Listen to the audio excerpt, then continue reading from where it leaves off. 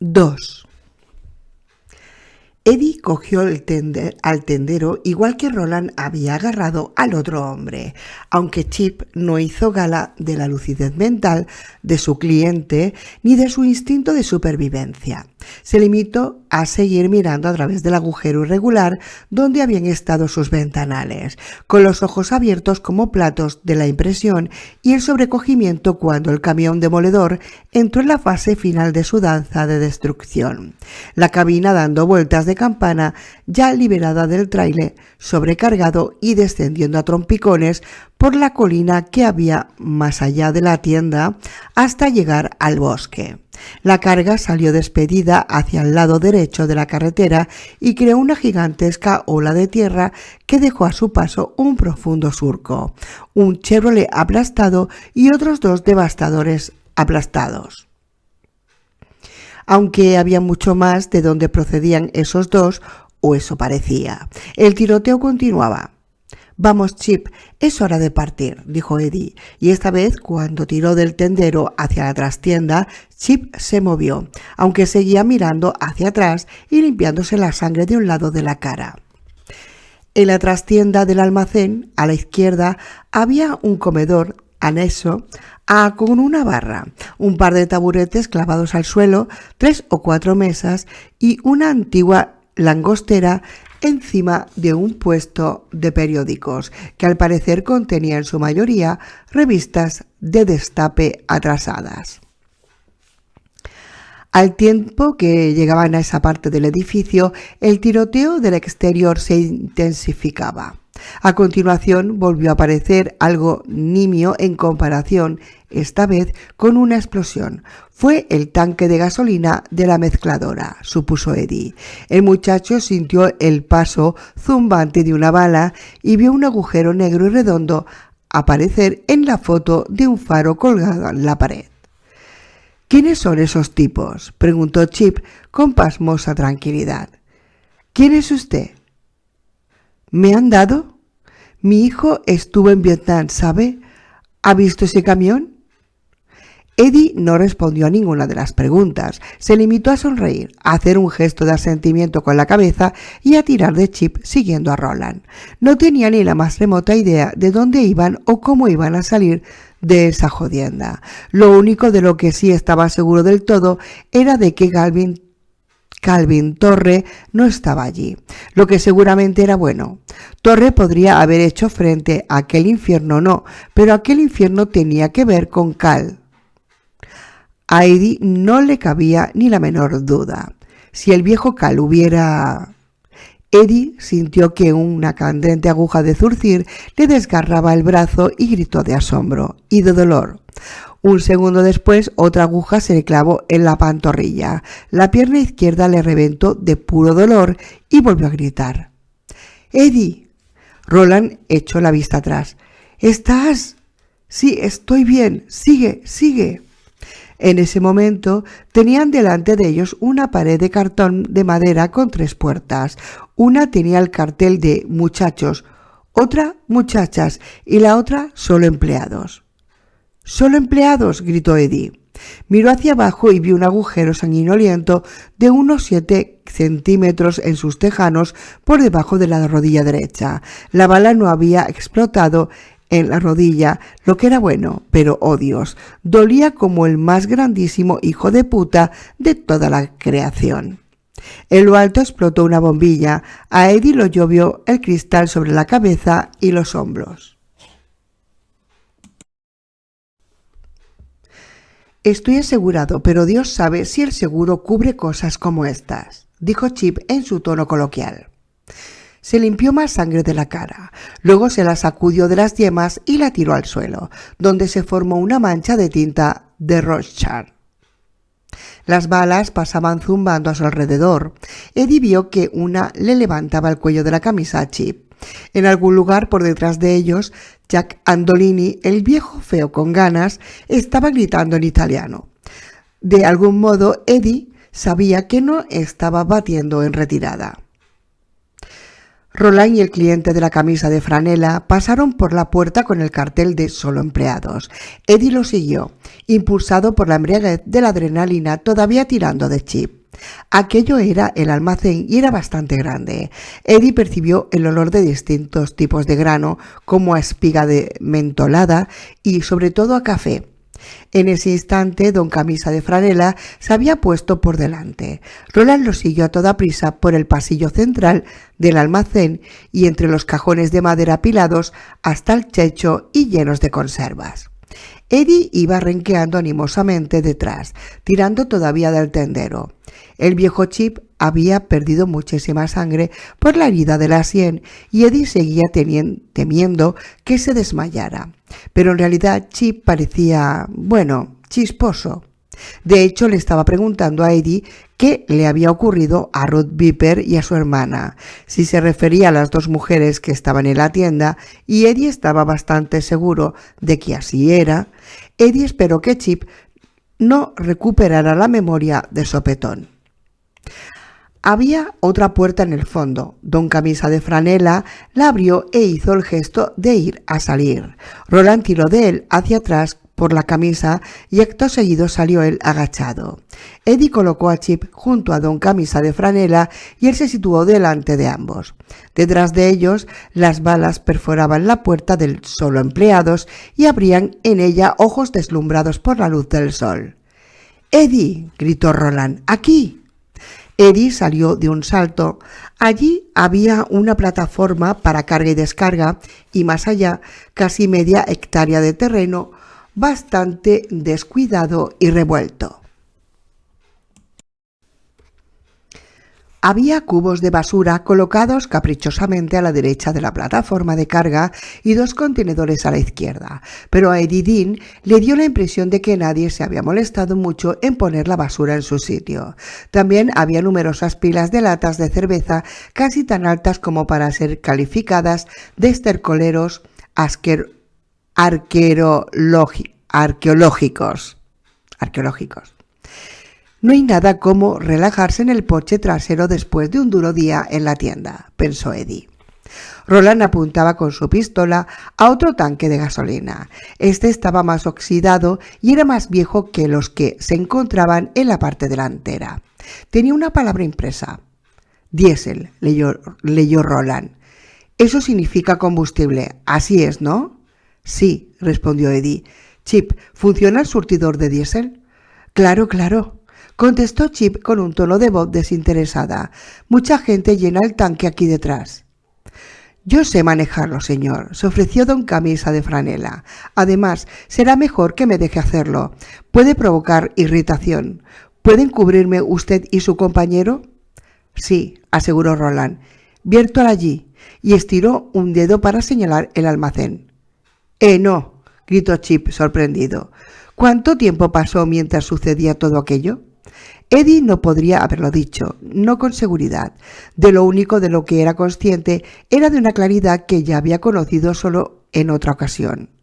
Mientras planteaba los enigmas a Blaine el mono, lo inundaba todo con su brillo, incluso el dolor que sentía en la pierna, donde era posible que la tibia hubiera sido cercenada por una bala. Eddie se dio cuenta de lo peculiar que era el olor allí detrás.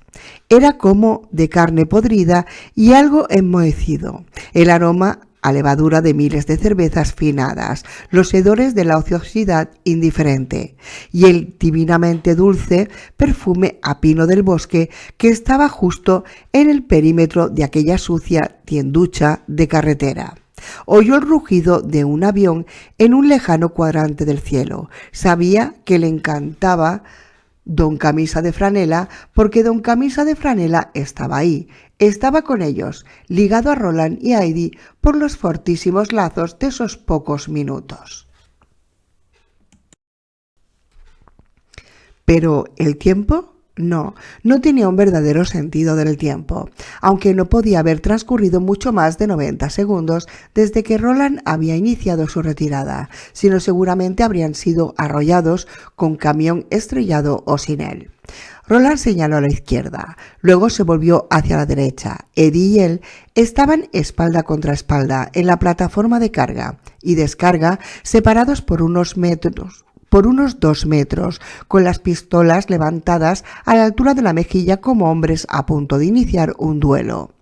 Don Camisa de Franela saltó a la plataforma de carga, lleno de vida como un grillo, y asió la manivela de cromo del lateral del viejo surtidor de diésel.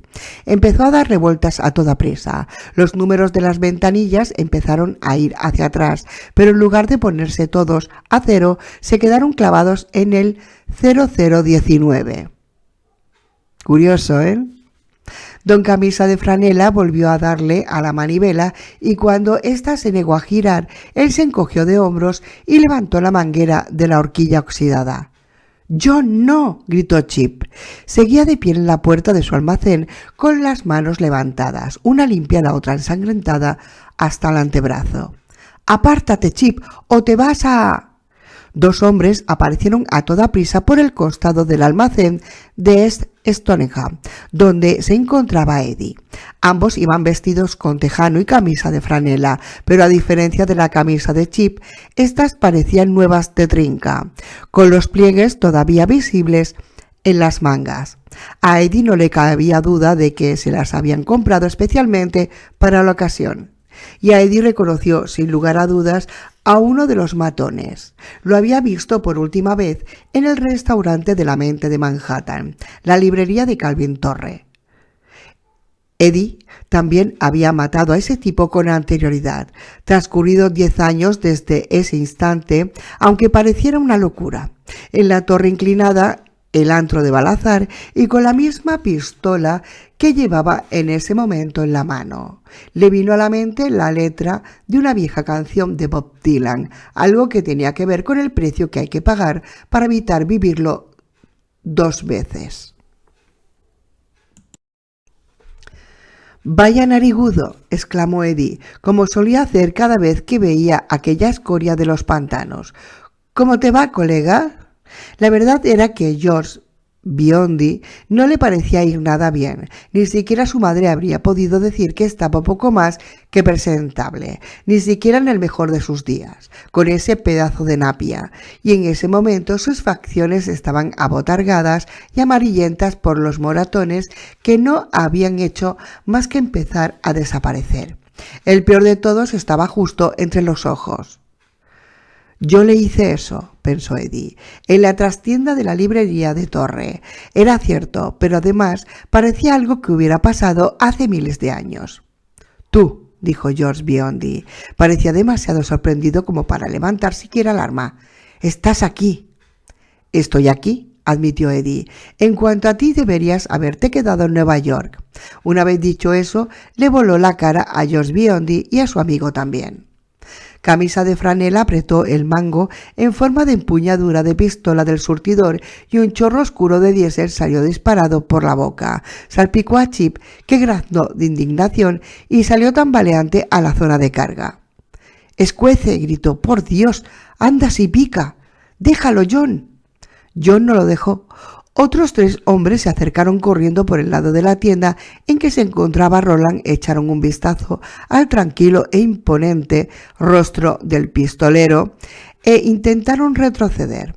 Estuvieron muertos antes de plantar el suelo los tacones de sus nuevas botas de montaña.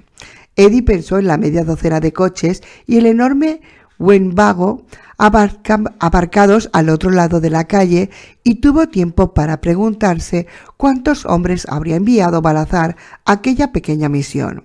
Estaba claro que no solo a sus chicos. ¿Cómo había pagado a los otros? «No ha tenido que pagar», pensó Eddie. «Alguien le ha soltado un huevo de pasta y le ha dicho que fuera a comprar la granja, que se hiciera con tantos matones de fuera como pudiera, y de alguna forma lo ha convencido de que los tipos a por los que iban merecían esta clase de despliegue». Del interior de la tienda llegó un ruido de una percusión apagada. De la chimenea salió Jim, que se perdió entre la nube más oscura y aceitosa que se levantaban del camión estrellado. Eddie pensó que alguien había lanzado una granada. La puerta del almacén saltó de los goznes, llegó a mitad del pasillo envuelta en una nube de humo y se estampó de un golpe contra el suelo. El tipo que había tirado la granada no tardaría en arrojar otra, y con el suelo del almacén cubierto por más de 2 centímetros de combustible... «Reténlo si puedes», dijo Roland. «Todavía no está bastante seco aquí dentro». ¿Que retenga a Andolini?», preguntó Eddie. «¿Cómo?». «Con ese pico de oro que tienes», gritó Roland, y Eddie vio algo maravilloso y alentador. Roland estaba sonriendo, casi riendo al mismo tiempo. Miró a Camisa de Franela, John, e hizo el gesto de girar la mano derecha. «Sigue dándole al surtidor», quería decir. «Jack», gritó Eddie. No tenía ni idea de dónde podía encontrarse Andolini a esas alturas, así que se limitó a gritar lo más fuerte que pudo. Al haberse educado buscando bronca por las calles menos aconsejables de Brooklyn, fue un grito bastante fuerte. Se produjo un silencio. El tiroteo perdió intensidad hasta detenerse. «¿Qué pasa?», respondió Jack Andolini. Parecía sorprendido, aunque de buen humor. Eddie dudó de que se estuviera realmente sorprendido y estaba seguro de que lo que Jack quería era un resarcimiento. Lo habían herido en el almacén de la trastienda de la librería de Torre, pero eso no era lo peor. Además, había sido humillado. «Oye, listo, ¿eres tú el tío que iba a enviar mis sesos Hoboken y que luego me puso una pistola bajo la barbilla? Tío, me ha quedado una marca». Eddie se lo imaginó pronunciando aquel discursito compungido, sin parar de gesticular con las manos, colocando a los hombres que le quedaban en posición. ¿Cuántos habría? ¿8? ¿Tal vez 10? Ya se habían deshecho de un puñado, Dios lo sabía. ¿Y dónde estarían los demás? Un par de ellos estaban a la izquierda de la tienda, un par más a la derecha, los demás con Monsieur Granadas R.A.s. Y cuando Jack estuviera listo, esos tipos cargarían derechitos al nuevo lago poco profundo de gasóleo diésel. O eso era lo que Eddie esperaba. «Hoy llevo encima la misma pistola», le gritó a Jack. «Esta vez te la meteré por el culo, ¿qué te parece?» Eddie.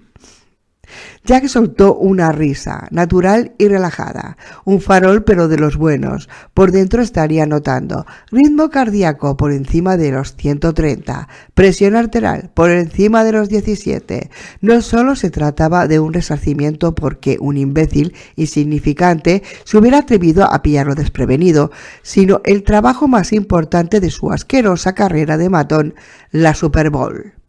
Balazar daba las órdenes sin duda, pero Jack Andolini era el que estaba en el lugar, el mariscal de campo, y esta vez el trabajo no consistía simplemente en darle una paliza a un barman adicto a los dados porque no había pagado sus deudas, ni de convencer a algún joyero judío con tienda en Lenox Avenue de que necesitaba protección. Aquello era una guerra en toda regla. Jack era listo, al menos en comparación con la mayoría de macarras callejeros que Eddie había conocido cuando se chutaba e iba por ahí con su hermano Henry. Aunque también era idiota, en un sentido que no tenía nada que ver con el cociente intelectual. El gamberro que lo estaba provocando en ese momento ya le había ganado antes, y con bastante facilidad, pero Jack Andolini se las había ingeniado para olvidarlo. El diésel se derramaba en silencio por la zona de carga y descarga y se expandía en ondas sobre los viejos tablones abombados del almacén. John, alias Sai Camisa de Franela, Yankee, le lanzó a Roland una mirada inquisitiva. El pistolero respondió primero sacudiendo la cabeza y luego haciendo girar de nuevo su mano derecha. «Más». «¿Dónde está el tipo de la librería? ¿Listo?» La voz de Andolini sonó tan complacida como antes, pero más cercana. A esas alturas había cruzado la calle. Eddie lo situó justo a la salida de la tienda. Qué lástima que el diésel no fuera más explosivo. ¿Dónde está Torre? Entréganoslo y os dejaremos a ti y al otro tipo en paz hasta la próxima. Sí, claro, pensó Eddie, y recordó algo que Susana decía a veces, con su mejor voz gruñona de Deta Walker, para indicar profunda incredulidad. Y yo no me correré en tu boca ni te daré por el culo. Esa emboscada había sido planeada especialmente para los pistoleros visitantes. Eddie estaba casi seguro de ello. Tal vez los malos no supieran dónde estaba Torre. No se fiaba en absoluto de lo que saliera de los labios de Jack Andolini. Pero alguien se había enterado exactamente de a qué, dónde y a qué cuándo iba a la puerta ignota a enviar a Eddie y a Roland, y le había pasado la información a Balazar. ¿Quiere al tipo que dejó en ridículo a su chico, señor Balazar? ¿El tipo que apartó a Jack Andolini y a George Biondi de la Torre antes de que Torre tuviera tiempo de ceder y darle lo que quería? Está bien, va a aparecer aquí, él y el otro. Y por cierto, aquí tiene pasta suficiente para comprar un ejército de mercenarios con zapatos bicolor. Podría no ser bastante, el chico es duro y su compañero aún peor, pero puede que tenga usted suerte. Aunque no la tenga, aunque el que se llama Roland se escape y deje un puñado de muertos tras de sí, bueno, coger al chico ya es algo. Y siempre habrá más pistoleros, ¿verdad? Claro que sí. El mundo está lleno. Los mundos... ¿Y qué había de Jake y Callahan? ¿También habían preparado una fiesta de bienvenida para ellos? ¿Y habían sido 22 años después a contar desde aquel cuándo? El breve poema de la valla que rodeaba el solar vacío sugería que así había sido, si es que habían seguido a su esposa. Susana mío, mi chica, varias veces decía el poema. Aparcó su cacharro allí, enfrente del DCP, en el año 99. Y si les tenían preparado una fiesta de bienvenida, ¿sería posible que siguieran vivos? Eddie se aferró a una sola idea. Si cualquier miembro del Catet moría, Susana, Jake, Callahan o incluso Acho, Roland y él se enterarían, y si se estaban engañando a sí mismo respecto a eso, sucumbiendo a una falacia romántica, que así fuera. 3. Roland cruzó una mirada con el hombre de la camisa de franela y paseó el canto de la mano por el cuello. John asintió y soltó el gatillo de la manguera del surtidor de inmediato. Chip, el dueño de la tienda, estaba de pie junto a la plataforma de carga y descarga y la parte de la cara que no estaba cubierta de sangre. Estaba totalmente blanca. Roland pensó que no tardaría en desmayarse. No se perdería gran cosa. «Jack», gritó el pistolero. «Jack Andolini». Fue bonito escuchar la pronunciación del apellido italiano precisa y susurrante. «¿Eres el hermano mayor del listo?», preguntó Andolini. Tenía voz de divertido y parecía que estaba más cerca. Roland lo situó delante de la tienda, tal vez en el mismo lugar por el que él y Eddie habían pasado. No esperaría mucho antes de realizar su siguiente movimiento. Estaban en el campo, lo que no quitaba que estuvieran solos. Ya se habrían percatado de la columna ascendente de humo negro del camión de troncos volcado. Pronto se oirían las sirenas. «Supongo que podrías llamarme su jefe», dijo Roland. Señaló la pistola que tenía Eddie en la mano, luego señaló al almacén y luego se señaló a sí mismo. «Espera mi señal». Eddie hizo un gesto de asentimiento con la cabeza. «¿Por qué no lo haces salir, mi amigo? Tú no tienes por qué implicarte en esto. Lo pillaré y dejaré que te vayas. Quiero hablar con el listo. Será un placer obtener las respuestas que necesito de él». «No podrás pillarnos jamás», respondió Roland complacido. «Has olvidado el rostro de tu padre. Eres un saco de mierda con piernas. Tu capapi es un hombre llamado Balazar y tú le chupas su culo apestoso. Los demás lo saben y se ríen de ti. Mirad a Jack, dicen, lo único que consigue chupando culos es parecer más feo». Hubo un breve silencio y a continuación: Tiene usted una lengua viperina, señor. La voz de Andolini sonaba calmada, aunque había perdido toda la chispa fingida, las ganas de reír. Pero ya se sabe lo que dicen de las palabras necias. Por fin, en las distancias, se oyó una sirena. Roland le hizo un gesto con la cabeza en primer lugar a John, que lo miraba en estado constante alerta, y luego a Eddie. Pronto, quería decir ese gesto, Balazar estaría construyendo castillos de naipe mucho después de que tú no seas más que un montón de huesos en una tumba anónima, Jack. Algunos sueños predicen el futuro, pero no los tuyos. Los tuyos no son más que sueños. ¡Calla! ¿Oyes las sirenas? Casi ha llegado tu ¡Vai! Gritó Jack Andolini. ¡Vai! ¡Cogedlos! Quiero la cabeza de ese viejo mamón. ¿Me oís? ¡Quiero su cabeza!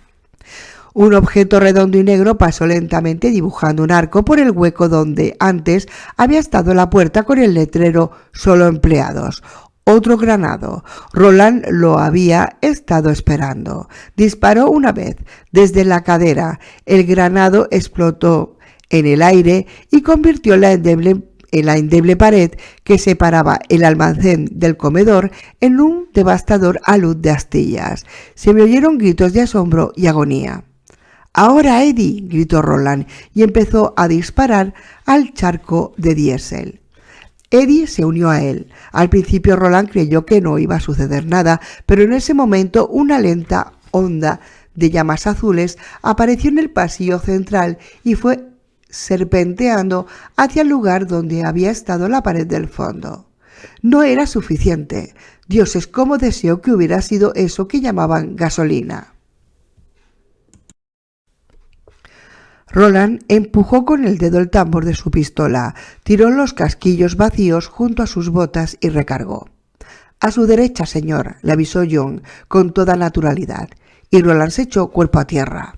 Una bala pasó por el lugar donde había estado. La segunda le levantó las puntas de su largo cabello. Solo tuvo tiempo de recargar 3 de las recámaras de su revólver de 6 tiros, aunque eso era una bala más de las que necesitaba. Los 2 devastadores cayeron de espaldas con sendos agujeros idénticos en el entrecejo, justo debajo de la raya del pelo. Otro matón apareció a toda prisa al doblar la esquina de la tienda, en el lado en que estaba Eddie, y vio al muchacho esperando con una sonrisa de oreja a oreja en su ensangrentada cara. El tipo tiró la pistola de inmediato y empezó a levantar las manos. Eddie le metió una bala en el pecho antes de que las manos llegaran a la altura de los hombros. «Está aprendiendo», pensó Roland. «Que los dioses lo asistan, pero está aprendiendo». «Ese fuego avanza un poco despacio para mi gusto, muchachos», comentó John, y subió de un salto a la plataforma de carga y descarga. La tienda apenas se veía a través de la columna de humo que formaba volutas del granado desviado, pero las balas lo seguían atravesando. Al parecer John no se dio cuenta y Roland dio gracias al K por poner un hombre tan bueno en su camino, un hombre tan duro. John sacó un objeto plateado y cuadrado del bolsillo de sus pantalones, levantó la tapa y produjo una llama considerable, deslizando el dedo pulgar sobre una pequeña ruedecilla. Arrojó el pequeño polvorín en llamas al interior de la tienda. Las llamas se alzaron a su alrededor con un sonido ensordecedor. «¿Qué os pasa?», aulló Andolini. «¡Cogedles!». «Entra y hazlo tú mismo», le gritó Roland.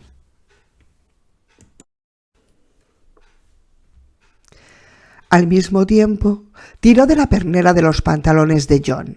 John saltó de la plataforma de carga y descarga de las espaldas y tropezó. Roland lo agarró. Chip, el dueño de la tienda, escogió ese momento para desmayarse y cayó hacia adelante sobre el suelo cubierto de despojos con un gemido tan apagado que casi fue un suspiro. «Sí, venga», lo aguijoneó Eddie. «Vamos, listo».